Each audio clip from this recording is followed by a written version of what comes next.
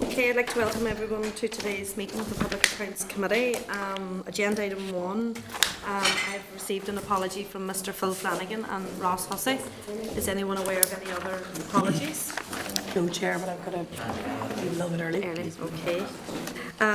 Agenda item 2, minutes of the meeting of the 18th of November. If members are content with the draft minutes, I'll sign them into the record. Agreed. Okay, agenda item 3, there is no new matters arising. And agenda item 4, correspondence. There is no new correspondence to discuss. So we'll go straight into the main part of our meeting, which is agenda item 5, which is our inquiry into the Bioscience and Technology Institute, the MOR update, which is at page 11 of your electronic packs, members. You'll find the memorandum of reply update there. Into the Bioscience and Technology Institute. Specifically, this is in relation to our recommendation 10. The recommendation referred to the purchase of the Harbour Gate building, where the committee recommended that DETI rigorously investigated the circumstances surrounding the sourcing of the Harbour Gate building and the negotiation of the purchase price, and then consults with the PSNI to determine whether any criminal actions may have taken place. So DETI now have responded to the committee on this matter and have advised that the PSNI have made a determination that no further investigation will take place, as a successful prosecution would be unlikely. So I'd like to invite Kieran. You're very welcome today. Yourself and your team, Karen and Eddie and Sean. You're very welcome to the meeting. Kieran, do you have any comments to make into the comments that I've just... Just to note, Andrew McCormick's comment, the police view, it wasn't just unlikely, extremely unlikely. But the committee felt at the time that it was important that this case was passed back to the police to run the slide rule over it, and just to give you some of the background. BTI acquired the building without obtaining an independent valuation. The building was not on the open market when it was bought, so there was BTI had no indication of market value. An independent property dealer was used to facilitate the transaction, and it became apparent during the committee's evidence session that the property dealer knew the vendor of the business. So it was a very odd transaction, and the committee's view at the time was it should be passed back to the police for further consideration, and that has been done. At this remove, I suppose the conclusion is not that surprising. Okay. Members, do you have any comments to make on that anymore? John? Chairperson, it doesn't particularly surprise me that there's no success. In fact, I don't know of a case where the intervention of the PSNI was responsible for a prosecution, and it might well be time to look again at how these cases are handled and who has the responsibility to pursue them. I think this sort of wanton waste of public money or abuse of public money, be whatever it is, has taken on a new meaning now. That so many people have been affected by austerity cuts and all sorts of restrictions on their quality of life. So perhaps in the glory days when money abounded, you might well be able to sort of note this and move on. But that's not possible anymore, because every penny needs to be accounted for, and every penny justified, and it must turn the stomachs of people who have applied for support and their well-being, didn't get it, and find that this nonsense is continuing. And I mean, it's not as if it's something new or groundbreaking. This nonsense is going on for years, where all kinds of property deals have happened, and of course there's never any tracks left that would suggest somebody was actually committing a criminal offence. Of course not. Yeah. But look, it's probably for a new mandate, but I honestly believe there has to be an early warning system that stops this kind of wanton abuse where the proper procedures are not followed. And more than that, you know, the people who approved them, signed them off or whatever, should be amenable. You know, when you think on it, over the last 5 years, there are 106 teachers suspended, and I heard some of the reasons for it. You know, their bag touched somebody else in the corridor or whatever. And here we have millions of pounds going. We don't know the name of any person who signed these off. Absolutely. Connor? Yeah, I think the teachers about my day should have been awarded medals rather than suspended, Exactly. particularly the ones that had me.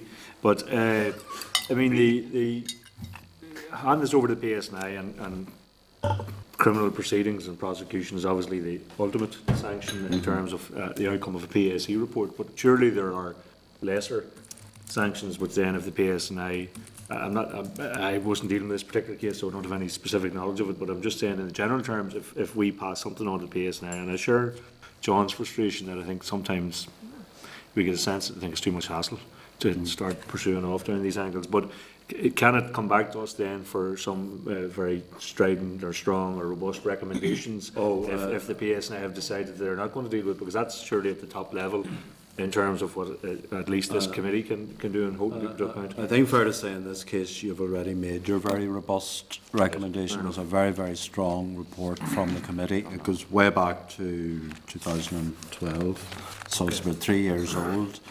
But the committee wanted to satisfy itself that all possible potential criminal areas were looked at.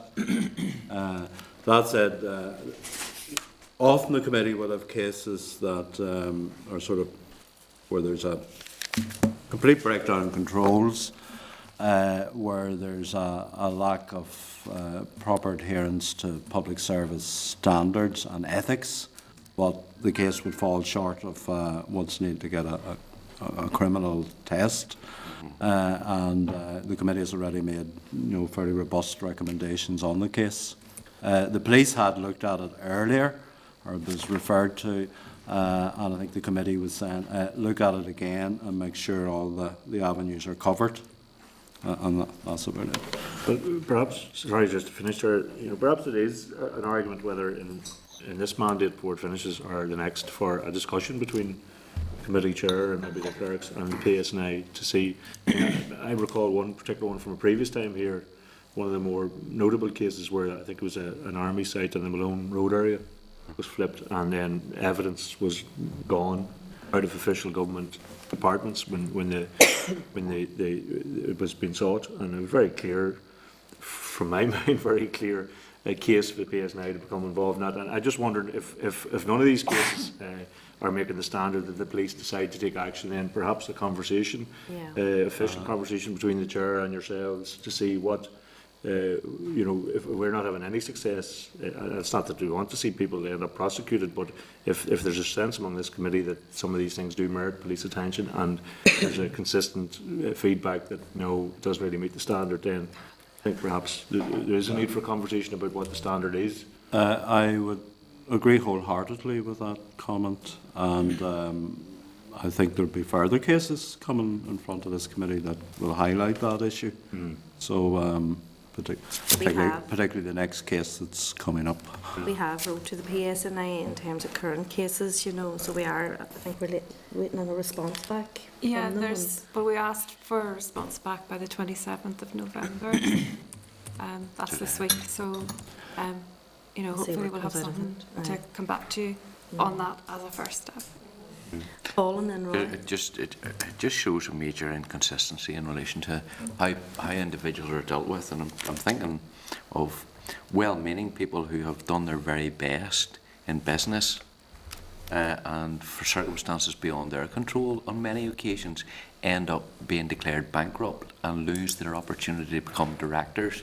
And some of the names that are mentioned within this report are directors of many things, or involved in many things, and I think it's maybe something along the lines of engagement needs to be taken with the Department of Enterprise and Investment, because I really do believe that we have not got sanctions in place. Which you don't need a criminal conviction to actually be struck off from being a director, and I think that this is something that we should be actually using, because within appropriately within these types of jobs and positions that are being held need to be of paramount. And if you haven't got that, there needs to be a mechanism to actually strike individuals off to ensure that they cannot and do not hold directorships. Okay, can I just add, in this particular case, one of the key players was struck off as a director for, I think it was 7 years. So that was the alternative sanction. That's only one individual. One individual Some in people that. fall on their sword to save others. All right. This is not all fresh to me. I recently joined the Public Accounts Committee. It does strike me that strange that when significant amounts of public money would have been involved, that there's no requirement, or somehow there's been an avoidance of using the methods that are required in the public sector to ensure appropriate valuations. I'm just posing the question, was there ever an explanation as to why that was allowed to happen and the public funding to be used towards it? Well, this entity was at arm's length from the public sector. But there was still a significant amount of public funding involved. But that was the The issue. public funding was flowing out to it, but the parent department should have ensured that there was evaluation. Yeah. But is that an area where we need to actually tighten the regulations, or would it currently be covered by regulation? I hesitate to say the system's tightened up because the next case that's going to be in front of you in January will go quite deeply into the whole issue of independent valuations or the lack of them. But if there are further lessons. So there's unfinished business to do in this area. As I said, members, we await the response from the PSNI into the current investigations. Okay, members, as this is an MOR update, it's complete at this stage. Okay, members, are we content that we go into closed session for the remainder of the business today? Yeah. Agreed. Agreed.